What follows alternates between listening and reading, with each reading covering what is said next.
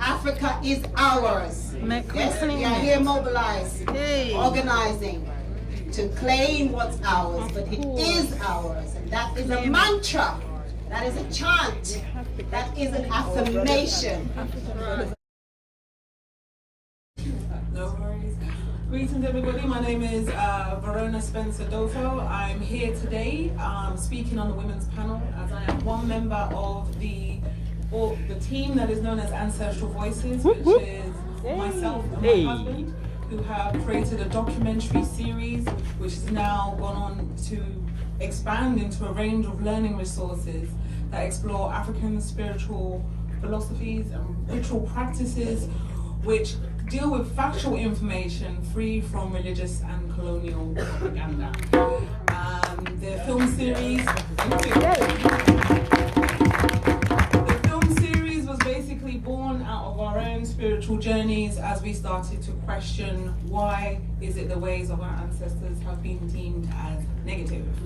As we know already, you can have Islam, Christianity, Hinduism, Buddhism, all these spiritual teachings that exist, and they are looked upon as something normal and expected.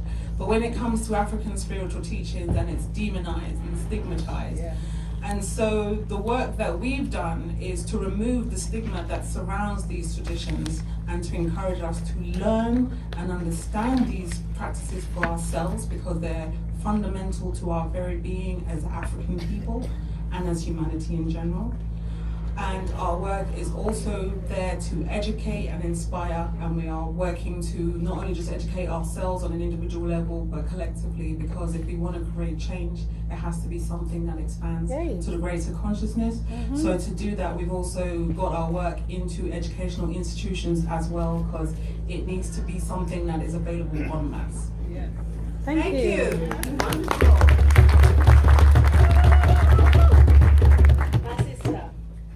My name is Winona Efia Smith.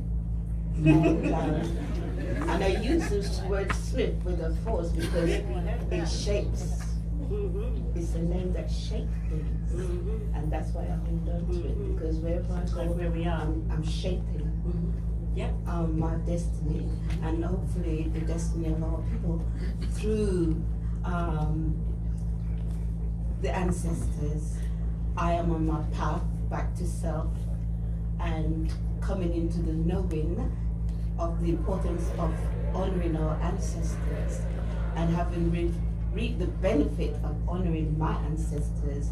I am on a mission to make sure that all our people get to know that of the importance to remember your ancestors, and not only when you're in trouble, but to remember them in everything that you do. So that's my soul mission, and I'm doing it with passion and with great joy.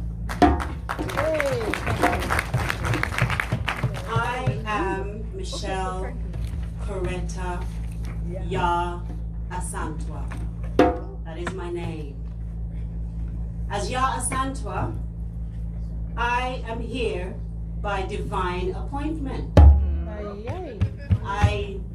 There's no other reason why I'm here and sitting before you other than it was preordained that I should be here.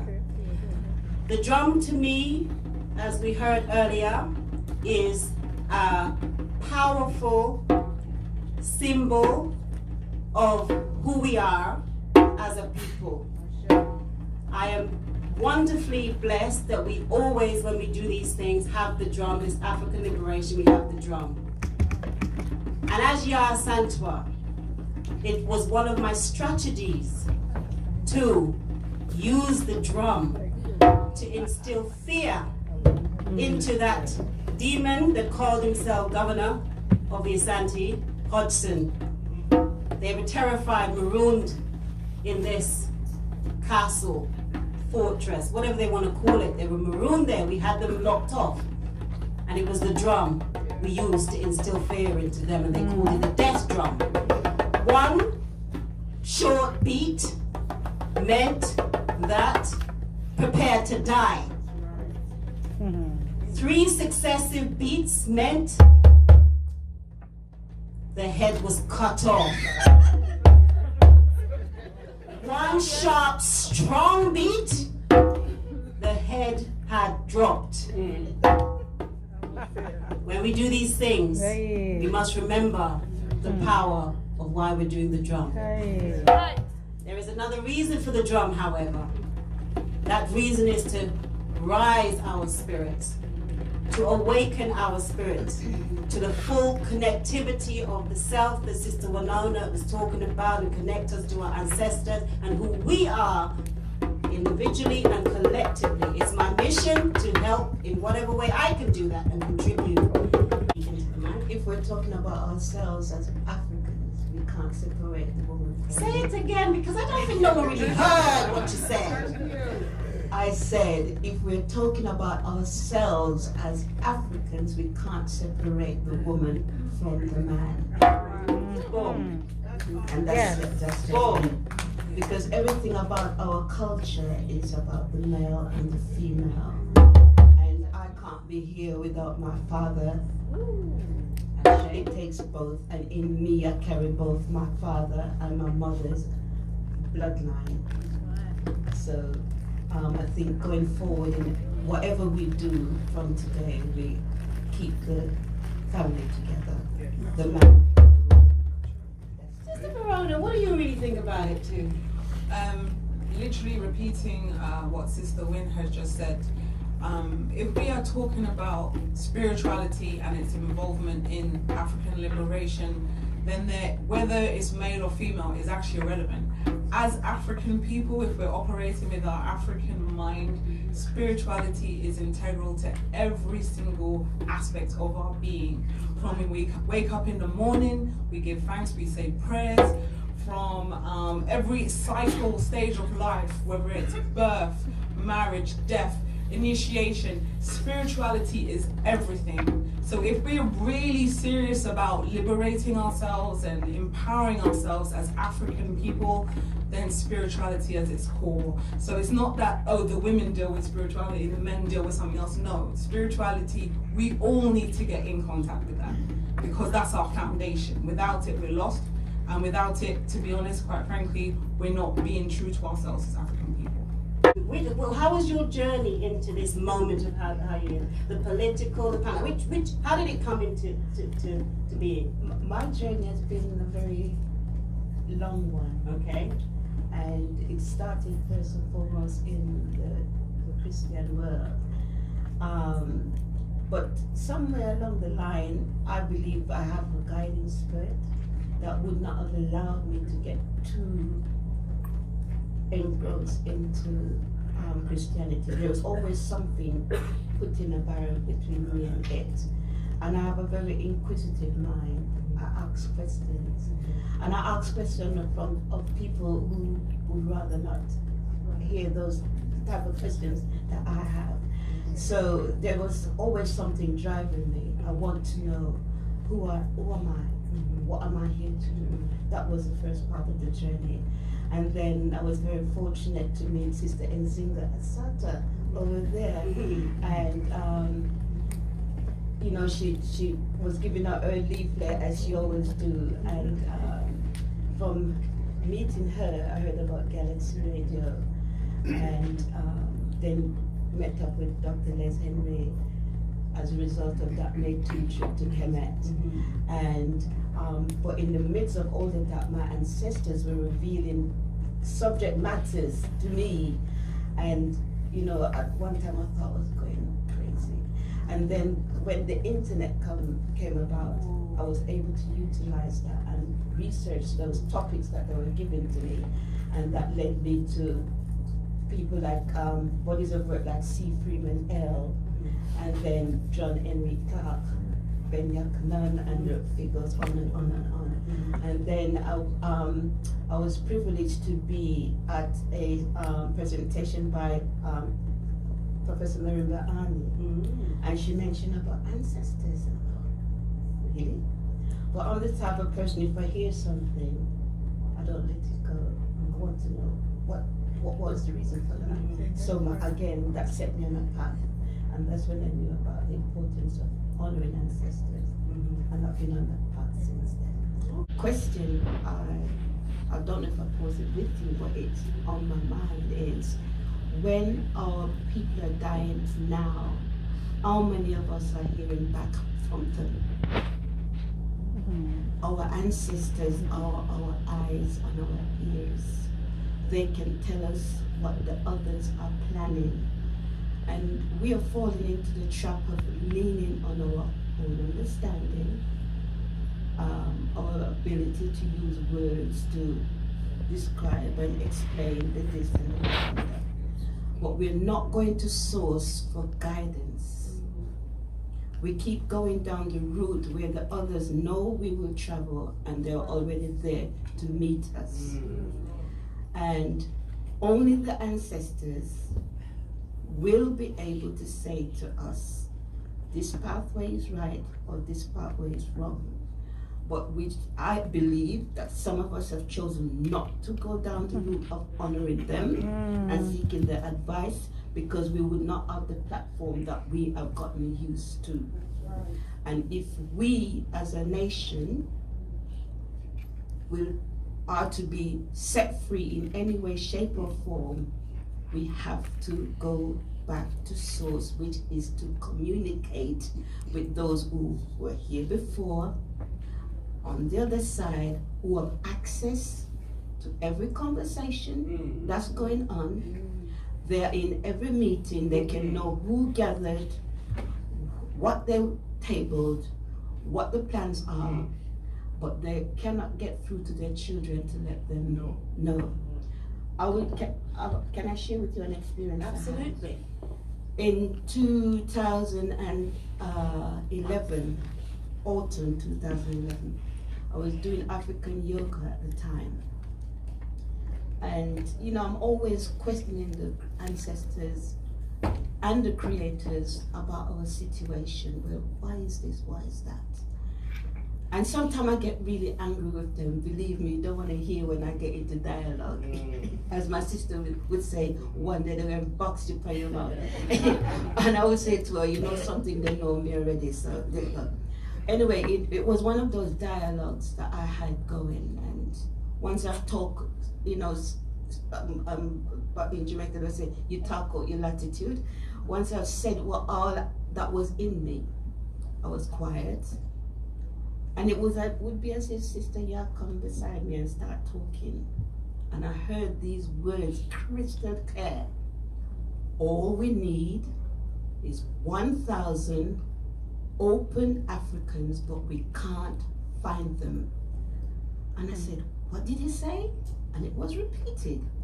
All we need is 1,000 open African, and we can't find them. I was shocked, and that burdened me for many, many, many days.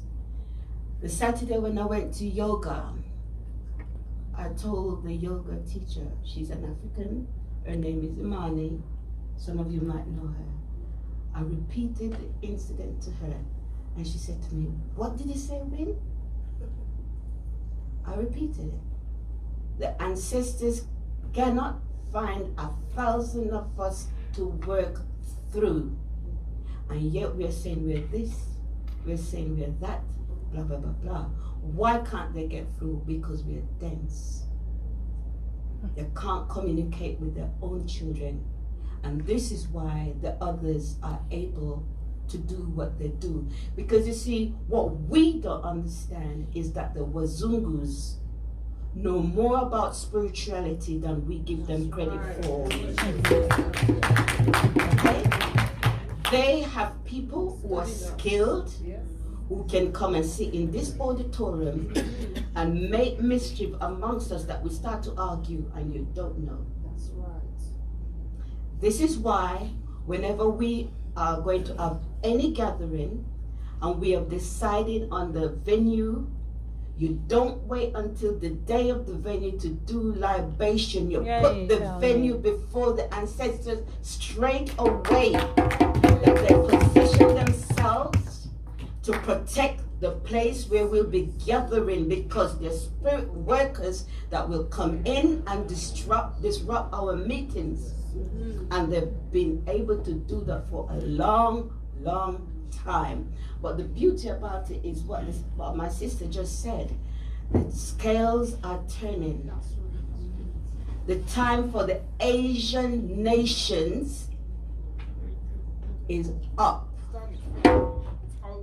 And I say again, the Asian nation, Caucasides, Indian, Chinese, Filipinos, whatever title you may give to them, they're all one family branch. And they've been working together all the time, but we were focused on the white man only. But their time is at its end. So don't get involved in any of the arguments you hear them having out there. They have to do what they have to do. We have to do what we have to do, which is to get reconnected with self, ancestors, and be honest amongst ourselves. There are too many actors in our midst. There is this tendency to have a separation. With you're a Pan-Africanist, that means it's this. You're a cultural nationalist, that means it's that. And you are the hard politics, that means that's whatever that is. And the spiritual bit, I don't know where that comes in. What's been your experience? My experience is that once you start to acknowledge yourself as an African person, start to learn about your history, your culture, that's how my spiritual journey, once I started to question that level of myself, that's when the spiritual world opened up. It's like, literally, the more you learn about the history and your culture, the more spiritual awakened you become. It's almost like you awaken aspects of your DNA that have been lying dormant all this time, which are ultimately your ancestors. They are part of you anyway. So by learning about them and connecting with those deeper aspects of yourself, you will start to connect. Suddenly, as Sister Wynn mentioned, you start getting inspiration, ideas, visions, dreams, and you're guided, your intuition kicks in, and then you start following that wisdom. And then you're shown who to research, you're shown where to look. And that internal guidance leads and makes you aware that your ancestors are communicating with you. So it took me a while before I realized what was actually going on with me, but that was the process. And so this is why I always stress to people, even if you're not actively doing anything, even if you haven't taken any time to learn about any spiritual philosophies or whatsoever, just learn to connect with your own lineage. There is nothing stopping you from revering your grandmother or your grandfather. I mean, they loved you in this physical reality.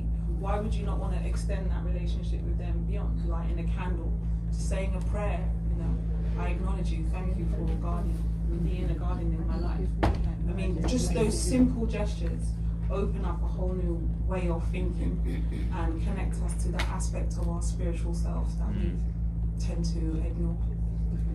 Thank you. There was no separation between how I'm thinking as an African in a political way and the beingness that I am spiritually. It was just naturally an organic thing. Now I want to say that today, though we are on this panel that's called the role of women and the whole thing has been about women. The whole thing today has been about the African woman. And I'll tell you why.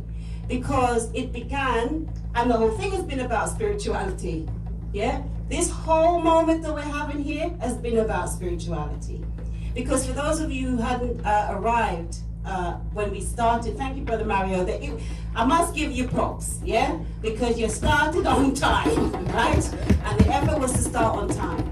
And what happened was we went around, Mario, that was a brilliant thing that you did there, where we used the drums and we went round and we called on the ancestors. This is before we did the libation. We're going around this bit and we're going around. The drummers are drumming, we're singing, the drummers are drumming. What do you think happened when you're going, come ancestors, come and help us fight. We're tired and we're weary, so come with all your might. And the drum is going, and it's going, and it's going, and it's going, and it's going. What do you think happens? The drum is going. What happens? We're raising the vibration. And what happens when our vibration is raised?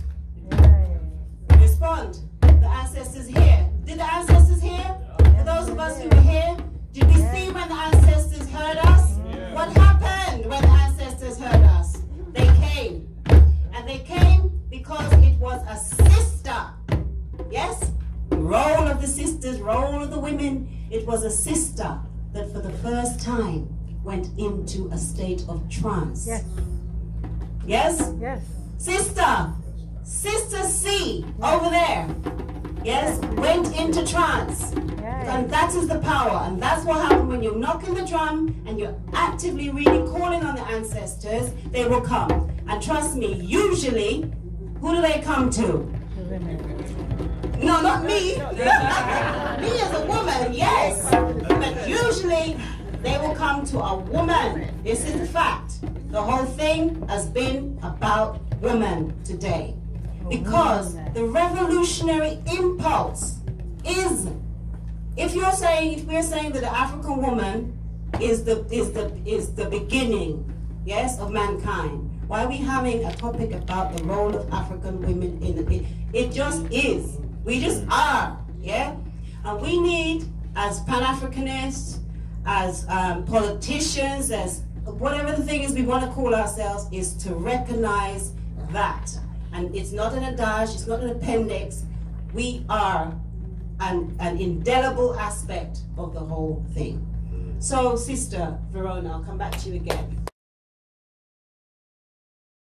Tell us about the changes that you've seen. Okay, so we started the Ancestral Voices project in 2010, and I remember when we first started the documentary series, we had to get people involved. And I sent an email to various different organizations finding out if they'd be willing to participate. And we really didn't get much people responding. Nobody wanted to be associated with the project. Reason being, there's so much stigmatization that surrounds African spirituality. Most people don't want to publicly come out and say, this is what I practice or this is what I believe. Also, there were people like, who are you? Why are you asking this question? What kind of angle are you trying to come at? So I think in some cases people were genuinely concerned at what approach are we taking? Were we doing the traditional media route of stigmatization and making out as this evil voodoo and, you know, witchcraft and all these words that are always associated with our traditions? But the people who did come onto the project, I believe they were the right people to come on, and they were clearly well ahead of their time, because when we started this project, it was still very much a taboo subject, whereas now, 9 years later, we can see that African spirituality is a lot more widely spoken about. It's entered mainstream popular culture in a lot more. You'll see references on television. So for example, one of the most recent things I came across was Luke Cage on Netflix series 2. There's an Obia practitioner there and he's very open about it, he doesn't care. And what I did respect about that series is he was shown that's his practice, that's what he does, but it wasn't like a demonization of the tradition, which I thought was good.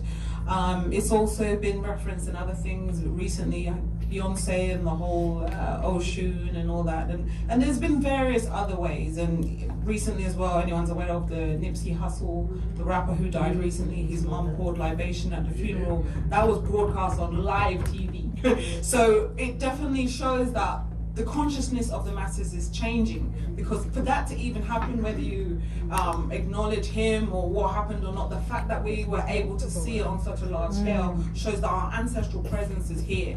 So our work is just there for people who want to access information. I'm not going to tell anybody what they should believe in. However, we should be able to access proper factual information, and the fact that the information is now widespread, we have things like social media that has made so much more information accessible to the masses, whereas before, when I started this journey, I found it very hard to access information. So definitely times are changing. I think that people are wanting to connect with something deeper in themselves.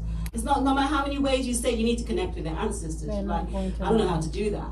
So what do you really do? How do you do it? Okay. Well, the first thing I always tell people is that it's not this big, scary, daunting thing. Your ancestors are you. They literally exist in your genetic makeup. They exist in your DNA. So don't get caught up with this Hollywood scary things jumping out at you. That's definitely not what it is at all. You can be sitting in your house and you just get this divine inspiration all of a sudden. That's your ancestor speaking to you. That inner voice. The inner voice that's with you every single day, but you don't, sometimes you may listen to it, sometimes you don't. So Sista asked me, what can we do to connect with our ancestors? There's various different ways. Some people can just sit down and they'll just receive messages challenged straight away. Some people are just naturally connected like that. You can light a candle in their honor. So you could wake up in the morning, for example, you could light a candle, call on a particular name of someone in your lineage who has passed, someone you had a relationship with, and just say, you know, I light this candle in your honor. As this candle lights, may your path be illuminated, and in turn illuminate mine also. May today be a wonderful day. Or whatever it is you're trying to bring forth in that day. It could be you may need help with something. You may be looking for a job. You may need help or going through a particular situation in your life. But to be honest, you don't necessarily just call on your ancestors because there's a problem. You call on your ancestors because they are there. Thank you. Thank you for allowing me to wake up for another day. Thank you for guiding me, protecting me, allowing me to be here and be surrounded by these wonderful people. You can also pour libation to them. Pouring libation is simply an act of pouring liquid to the ground. I personally would recommend water. People do pour alcohol as well, but water is the natural elixir of life. Pour it, give it to the earth, call upon their name, invite them, their presence into your reality, ask them to guide you, ask them for their messages to be clear so you can understand it. The messages can come through in dreams or visions, various different ways. You can overhear conversations walking down the street and think, oh wow, that's really relevant to what I need to hear right now. Or you may see, in my case, a particular number multiple times a day. You're like, why am I seeing this number every minute? But that's their way of letting you know that they're around. They're communicating with you. So it's learning to observe those signs. I would also say spending time in nature is a wonderful thing for you to do, because as African people, nature is everything for us. Nature is the manifestation of God. So much of us have got caught up in seeing God as this man, some spirit in the sky somewhere. No, nature is, your God is everything. Your whole environment is God. Learn to connect with it. Walking bare feet on the ground. Going out, allowing rainwater to touch your skin. Going outside, just getting fresh air, being amongst trees, holding them, touching them. We need to connect to nature. We've lost that as African people. It's our essence, it's our sustenance. We will find just even doing these simple practices will help us eliminate things like depression, anxiety, stress, just because we're reconnecting and grounding ourselves. By connecting to our ancestors, we embrace ourselves with spiritual armor. If we're not acknowledging our ancestors, we're like going into a war zone without a bulletproof vest every single day. By connecting with our ancestors, they give us the strength that we need to navigate through this physical reality, and by doing that, we empower ourselves. Collectively, we're not doing it, and from my personal belief, that's why globally we can see that we are suffering. So by reconnecting with these wisdoms and these practices, we can get ourselves back to who we're supposed to be. Thank you. And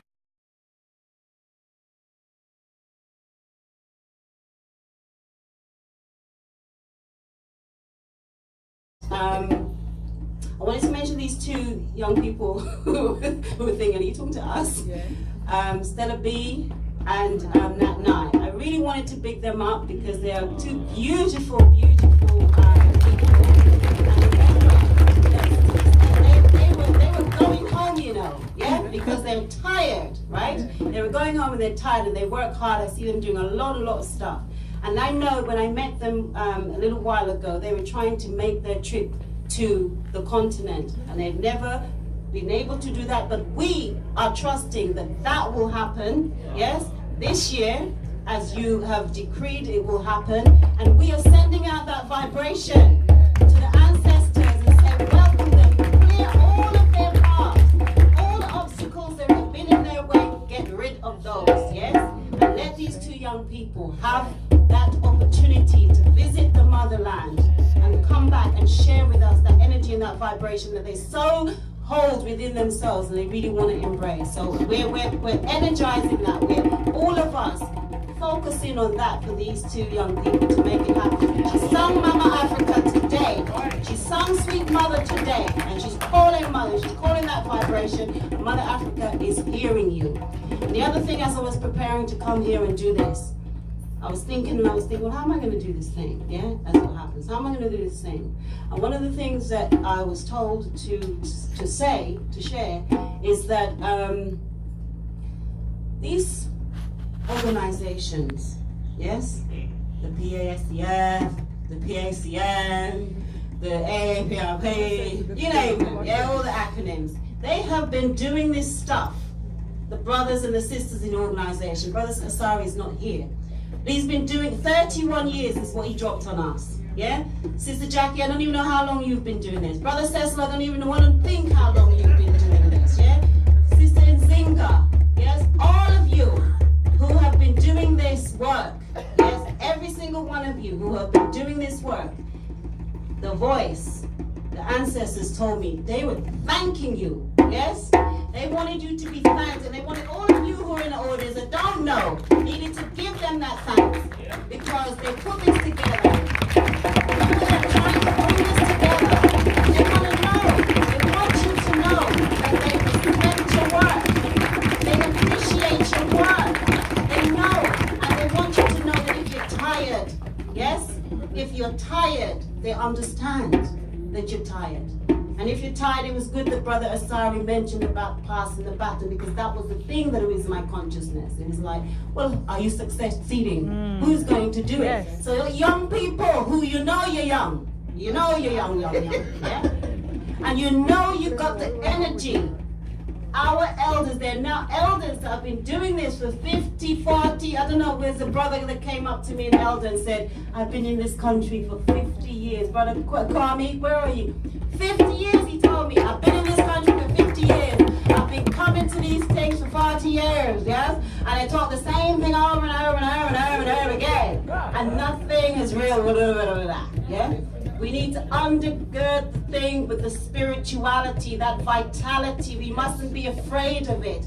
And so when we're doing the knocking the drum, it's not just one sister there going, oh, get the spirit.